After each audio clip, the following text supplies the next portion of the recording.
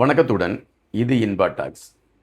அதாவது தமிழக அரசியல் களத்தில் கரூர் என்கின்ற அந்த வார்த்தை மிகப்பெரிய ஒரு வலியான ஒரு இடம் என்பதை விட ஒரு சூழ்ச்சியான ஒரு இடம் என்று தான் நாம் அதை எடுத்துக்கொள்ள வேண்டும். ஒரு சூழ்ச்சியில் வீழ்ந்த இடம் என்று எடுத்துக்கொள்ள வேண்டும்.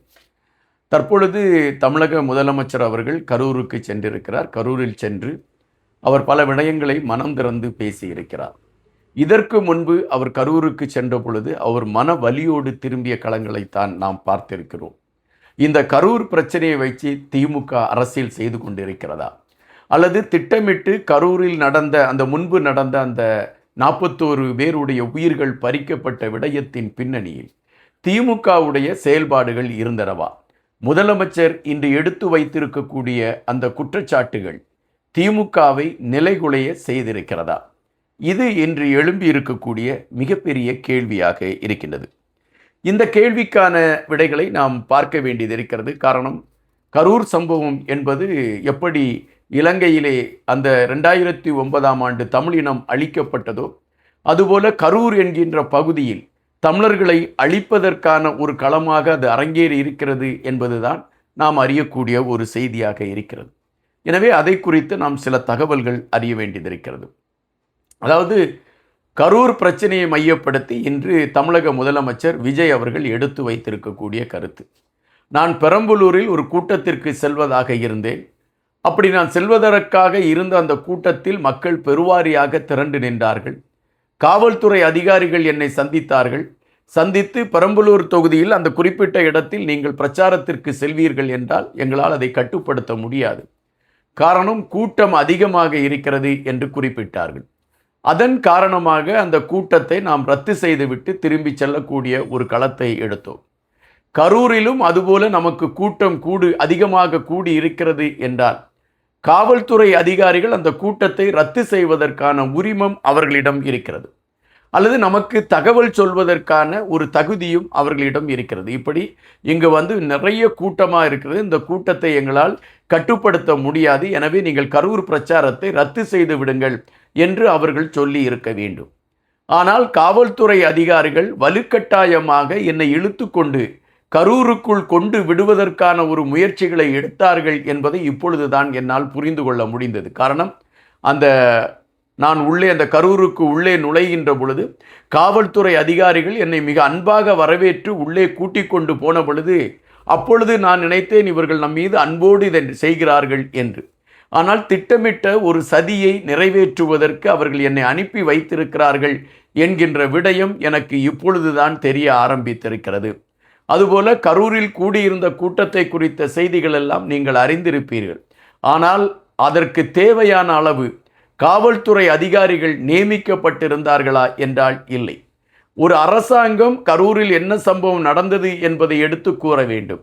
ஆனால் காவல்துறை அதிகாரி ஒரு அரசு ஊழியர் போல், அதாவது அரசாங்கத்தில் ஆட்சியில் இருப்பவர்களுடைய ஒரு கை ஆளாக அவர் கருத்துக்களை பதிவிட்டதை வைத்து பார்க்கின்ற பொழுதே கரூரில் இவர்கள் ஏதோ ஒன்றை திட்டமிட்டு நிறைவேற்றி இருக்கிறார்கள் என்கின்ற விடயத்தை என்னால் புரிந்து கொள்ள முடிகிறது.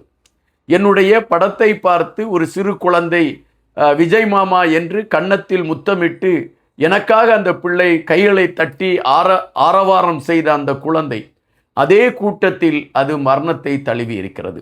எங்களுடைய உறவுகளை நாங்கள் இழந்திருக்கிறோம். என்னை மாமனாக, அண்ணனாக, தம்பியாக, சகோதரனாக பார்த்த உறவுகளைத்தான் நான் இழந்திருக்கிறேன். எப்படி உங்களுக்கு இப்படி ஒரு மனம் வந்தது? இப்படி ஒரு அழிவை செய்வதற்கு நீங்கள் எப்படி துணிந்தீர்கள்? என்ன ஒரு அரசியல் என்று விஜய் அவர்கள் பல கேள்விகளை எழுப்பியிருந்தார். அதுபோல நேரடியாக திமுகவை மையப்படுத்தி அவர் எழுப்பியிருந்த கேள்விகள், கரூர் சம்பவத்திற்கு மூல காரணம் திராவிட முன்னேற்ற கழகம்தான் என்பதை அவர் அழுத்தமாக பதிவிட்டதாகவே இருந்தது. முன்பு கரூரில் நடந்த அந்த சம்பவத்தின் போது என்னென்ன நிகழ்வுகள் நடந்தது என்பதை நாம் ஒரு நிமிடம் மனதிற்குள் நாம் ஓடவிட்டு பார்த்தாலே நமக்கு அந்த உண்மை தெரிந்துவிடும். காரணம், விஜய் அவர்கள் குறிப்பிட்டது போல, அதாவது தமிழக முதலமைச்சர் விஜய் அவர்கள் குறிப்பிட்டது போல, அந்த கூட்டத்தை ரத்து செய்வதற்கான அனைத்து உரிமைகளும் காவல்துறையிடம் இருந்தது. ஆனால் காவல்துறை எதற்காக அந்த கூட்டத்தை ரத்து செய்யாமல் விஜய் அவர்களை அழைத்து கொண்டு வந்து அந்த கூட்டத்தில் அவர்கள் கொண்டு வந்து நிறுத்தினார்கள் என்பது இன்று வரை மர்மமாக இருக்கிறது. ஒரு கூட்டம் நடைபெறுகிறது, அந்த கூட்டத்திலே அசம்பாவிதம் நடைபெறுகிறது, மக்கள் சிதறி ஓடுகிறார்கள்.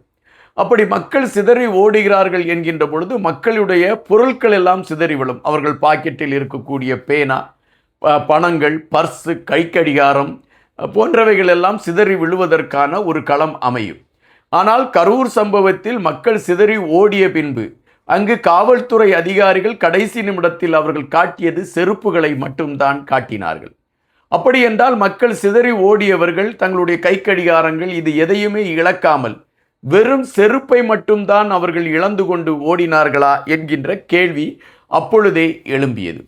அதுபோலத்தான் இன்னொரு கேள்வியும் எழும்பியது விஜய் அவர்கள் மீது. அப்பொழுது பிரச்சாரத்திற்கு சென்றிருந்த தமிழக வெற்றி கழகத்தின் தலைவர் விஜய் அவர்கள் மீது வீசப்பட்ட தண்ணீர் பாட்டில். இந்த தண்ணீர் பாட்டில் வீசப்பட்டதின் பின்னணியில் யார் இருக்கிறார் என்கின்ற கேள்வி அப்பொழுதே எழுப்பப்பட்டது. அந்த கேள்விக்கான விடை யாருக்கும் அப்பொழுது சொல்லப்படவில்லை. காரணம், அப்பொழுது ஆட்சியில் இருந்தவர்கள் காவல்துறை அதிகாரிகளை தங்கள் கைவசம் எடுத்துக்கொண்டிருக்கக்கூடிய காரணத்தினால் இதை குறித்த செய்திகளை அவர்கள் வெளியே விடாமல் மறைத்து வைத்து விட்டார்கள் என்பதுதான் நிஜம். எங்களை போன்ற ஒரு சிலர் ஊடகங்களில் பேசுகின்ற பொழுது கரூரில் நடந்த சம்பவத்திற்கு திராவிட முன்னேற்ற கழகம் செய்த சதிதான் என்பதை அழுத்தமாக முதலாக பதிவிட்டது எங்களை போன்ற இந்த ஊடகங்களில் பேசிக்கொண்டு இருக்கக்கூடியவர்கள் தான். அப்பொழுது எங்களுக்கான ஆதரவு களம் மிக குறைவாக இருந்த காரணத்தினால் நாங்கள் எடுத்து வைத்த கருத்துகள் அப்பொழுது ஏற்றுக்கொள்ள முடியாத ஒரு கருத்துகளாகவும் திசை திருப்பப்பட்ட கருத்துகளாகவும் பார்க்கப்பட்டன. தற்பொழுது தமிழக முதலமைச்சர் விஜய் அவர்கள் அதை ஆணித்தரமாக எடுத்து வைக்கின்ற பொழுது ஒரு முதலமைச்சர் தனக்கு ஒரு செய்தி தெரியாமல் ஒரு தவறான தகவலை எடுத்து வைப்பதற்கான ஒரு களம் இல்லை. அப்படி என்றால் உண்மையிலே அங்கு நடந்தது திராவிட முன்னேற்ற கழகத்தின் சதியினால் அரங்கேறியதுதான் என்பதை இப்பொழுது அழுத்தமாக முதல்வர் அவர்கள் பதிவிட்டிருக்கிறார்.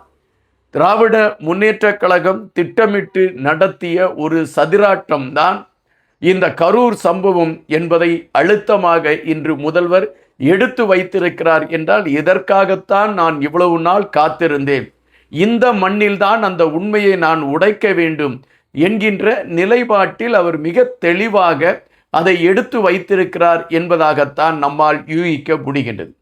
கண்டிப்பாக அவர் இப்பொழுது குறிப்பிட்டிருக்கிறார், நாங்கள் ஒரு நினைவிடம் வைக்க இருக்கிறோம் கரூர் சம்பவத்தை மையப்படுத்தி. இனிமேல் எந்த அரசியல் கட்சிகளும் இதுபோன்ற ஒரு செயல்பாடுகளை செய்துவிடக் கூடாது என்பதற்காக தமிழக மக்களை எச்சரிக்கை செய்வதற்காக நாங்கள் இதை வைக்க இருக்கிறோம் என்கின்ற பொழுதே திமுகவிற்கு தமிழக முதலமைச்சர் மிக தெளிவாக உங்களுடைய சதி செயல்களை நான் தமிழக மக்களிடம் தெரிவித்து கொண்டே இருப்பேன் என்கின்றதை பறைசாற்றக்கூடிய ஒன்றாக நம்மால் பார்க்க முடிகின்றது.